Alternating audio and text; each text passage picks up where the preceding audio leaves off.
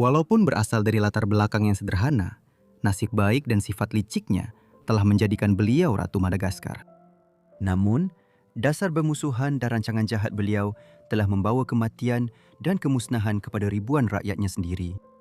Rana Ranavalona dipercayai telah dilahirkan sekitar tahun 1778 di Pulau Madagaskar.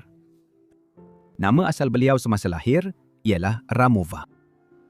Walaupun pulau itu terletak di Lautan Hindi, kira-kira 400 km dari pantai Afrika Timur, adalah dipercayai bahawa beliau kemungkinan besar berketurunan daripada kumpulan etnik paling dominan, iaitu Mariana, yang berasal dari Indonesia.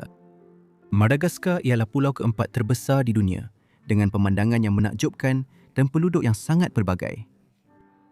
Bukti arkeologi terkini menunjukkan manusia telah mendiami pulau ini jauh lebih awal daripada yang disangka sebelum ini. Sekumpulan saintis dari Persatuan Zoologi London telah menemui tulang haiwan yang telah menjadi fosil yang kelihatan mempunyai tanda cawan. Tulang-tulang itu berusia 10,000 tahun. Sebahagian besar penduduk masa kini menjejaki asal-usul mereka kepada para peneroka yang mula tiba dengan bot sekitar tahun 500 Masihi dari Afrika dan Indonesia. Bersama-sama, para peneroka itu dikenali sebagai orang Malagasy.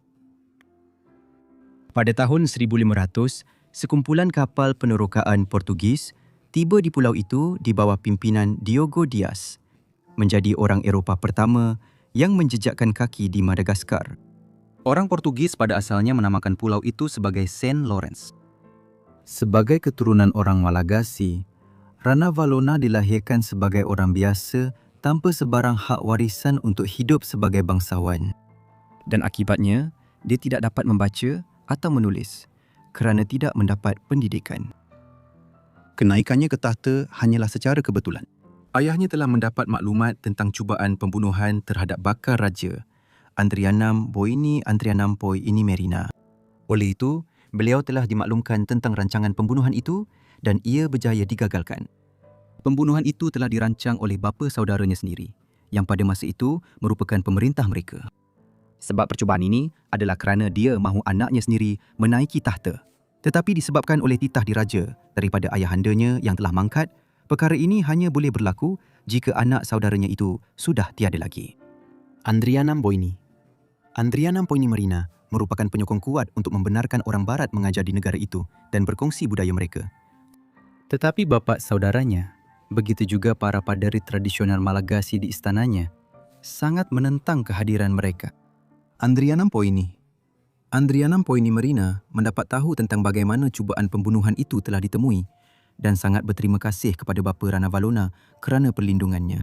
Untuk membuktikan rasa terima kasihnya, sebaik sahaja baginda menaiki takhta, baginda memilih untuk mengambil Ranavalona sebagai anak angkatnya sendiri. Sekarang Raja Andrianam Poini Marina mempunyai seorang anak lelaki bernama Radama. Seolah-olah ganjaran sebagai anak angkat belum cukup, Raja memilih untuk mengahwinkan Ranavalona dengan anak lelakinya. Apabila Radama sendiri menaiki tahta, Ranavalona tidak lama kemudian menjadi rebutan untuk mendapatkan kasih sayangnya. Dia mengambil beberapa gundik dan berhasrat untuk mengahwini lebih daripada seorang daripada mereka. Ranavalona ialah isteri pertamanya daripada 12 isteri, dan dengan setiap perkahwinan barunya, rasa cinta terhadap isteri pertamanya mula pudar dan mereka berdua semakin menjauh. Mereka sering berselisih dalam membuat keputusan. Masing-masing mempunyai pendirian berbeza tentang bagaimana negara harus ditadbir dan siapa yang patut dibenarkan masuk. Lebih menggurukkan keadaan, Ranavalona tidak melahirkan anak. Jadi dengan isu penggantian Radama yang masih belum pasti, dia perlu bertindak pantas jika mahu memastikan kedudukannya dalam senarai calon. Oleh kerana tidak dapat memberikan suami beliau seorang anak lelaki untuk mewarisi tahta, masa depannya akan menjadi tidak menentu. Pada musim panas tahun 1828, Raja Radama mangkat pada usia 36 tahun. Menurut catatan sejarah, baginda telah menderita dengan teruk akibat penyakit yang dipercayai sifilis atau sirosis hati. Dan dalam beberapa catatan yang lebih dramatik mengenai kemangkatannya, dikatakan baginda telah mengelar leher sendiri untuk melarikan diri daripada kesakitan yang dialaminya. Radama telah mangkat dengan 2 orang pembesar terdekatnya di sisi baginda. Kedua-dua pembesar itu menyokong Rakotobe sebagai pengganti baginda. Rakotobe ialah anak lelaki kepada kakak sulung Radama dan dianggap bijak kerana beliau merupakan pelajar pertama yang belajar di sekolah pertama yang ditubuhkan oleh London Missionary Society di Antananarivo. Kedua-dua pembesar itu gagal melaporkan kemangkatan raja selama beberapa hari kerana takut akan pembalasan akibat mendedahkan salah seorang pesaing raja mereka.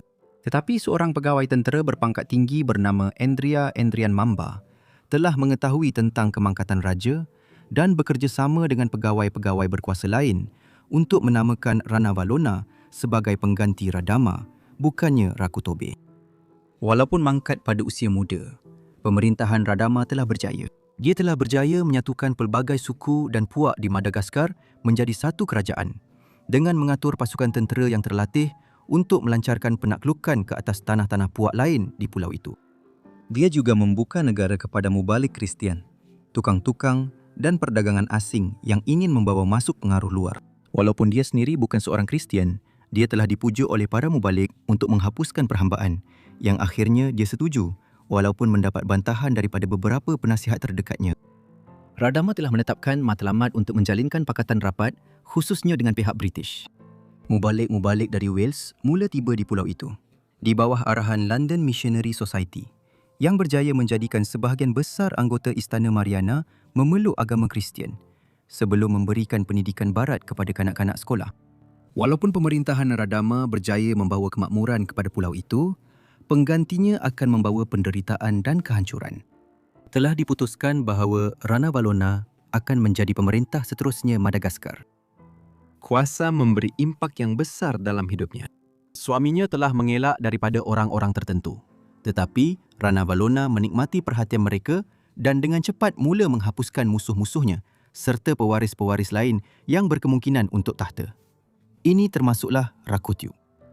Selepas mengetahui bahawa Rakotiup adalah pesaing utamanya untuk tahta, dia mengurung ibu Rakotiup sehingga mati kelaparan serta membunuh Rakotiup sendiri. Dia mengarahkan lebih ramai musuhnya dihukum bunuh dan cuba memutuskan pulau itu serta penduduknya daripada pengaruh luar. Penjajah dari Great Britain dan Perancis telah menduduki wilayah berdekatan dan mempunyai hubungan baik dengan orang Malagasy. Tetapi Rana Valona memutuskan hubungan dengan mereka sepenuhnya. Dia memberitahu pihak British dan Perancis bahawa dia tidak akan menghormati perjanjian yang telah dibuat oleh suaminya. Hubungan antara Perancis dan Madagaskar telah menjadi sangat tegang. Pertelingkahan telah tercetus antara Rana Valona dan Raja Charles yang ke-10 dari Perancis. Dan pada tahun 1829, Raja Charles telah mengarahkan tenteranya untuk menyerang pulau itu.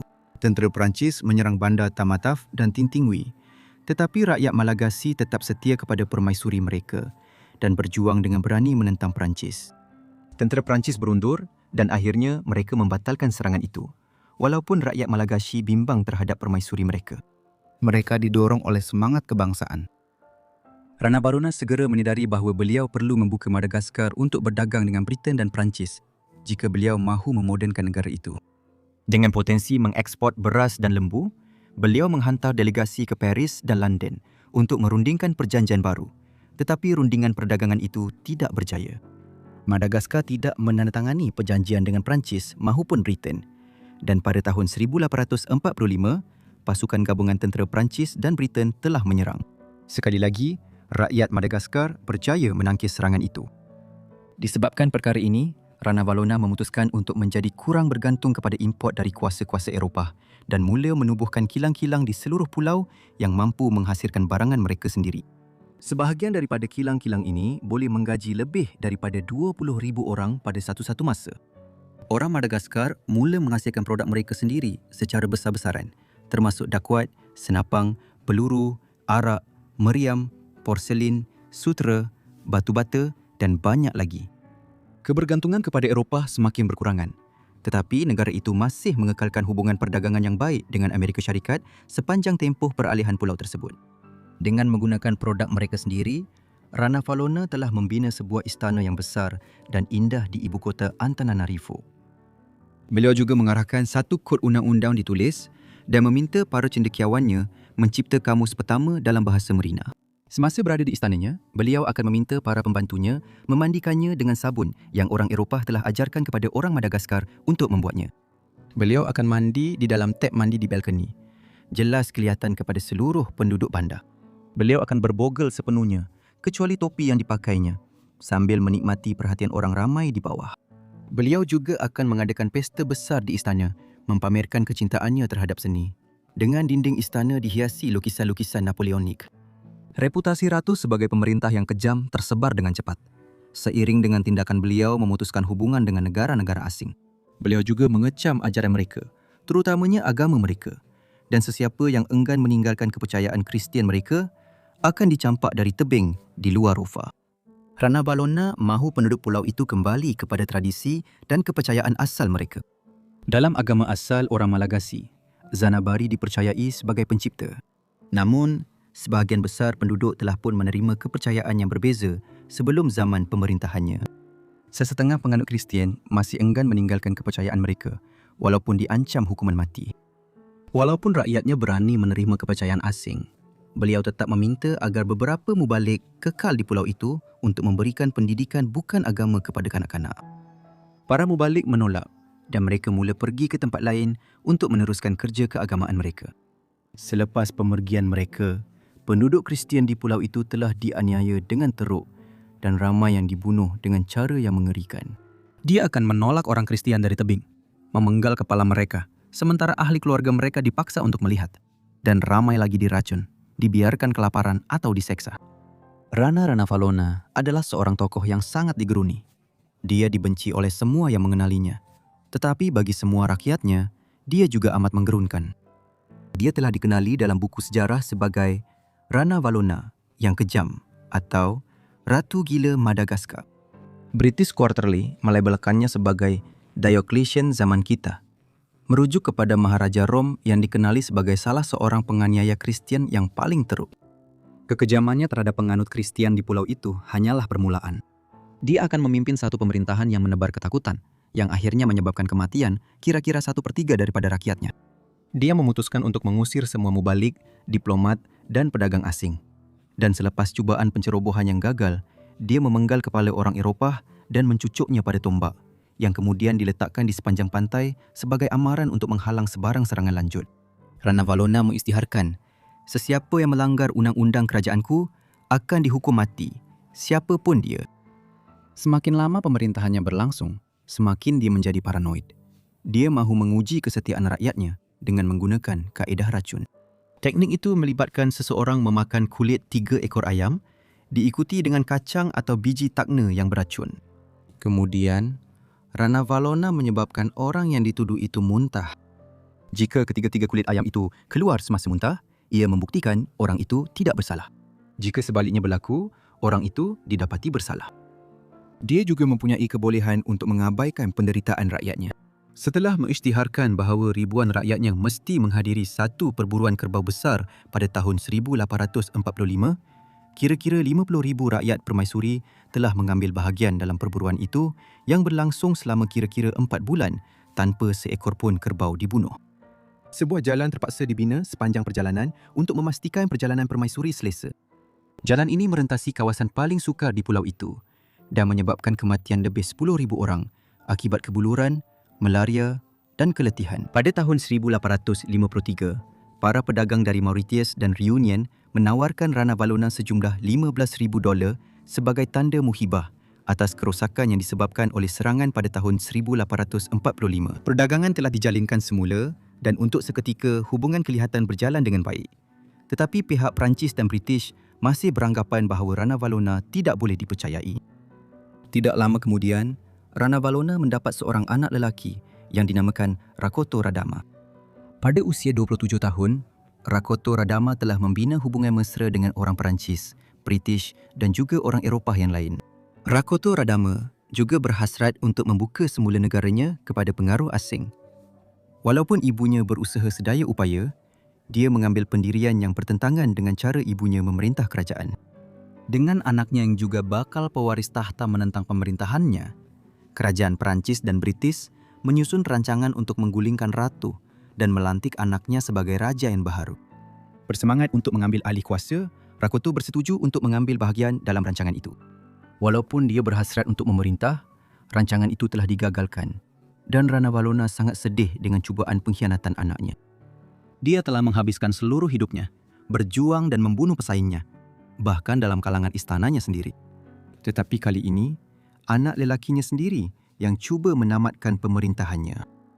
Pada 16 Ogos 1861, Rana Valona meninggal dunia dalam tidurnya pada usia 83 tahun selepas memerintah selama 33 tahun. Anak lelakinya, Radama II, seperti yang dikenali, menggantikan tempatnya. Apa kabar semua? Forgotten Lives di sini dan terima kasih khas kepada Mortis Media, abang saya, kerana menceritakan video ini yang saya benar-benar harap anda semua menikmatinya. Apapun, saya hanya ingin mengucapkan terima kasih yang besar kepada semua yang telah melanggan saluran ini sepanjang tahun lepas atau setahun setengah ini. Kita hampir mencapai 100,000.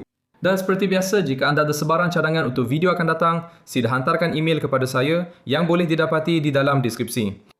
Atau anda juga boleh pergi ke halaman Instagram Forgotten Life saya yang juga boleh didapati dalam deskripsi.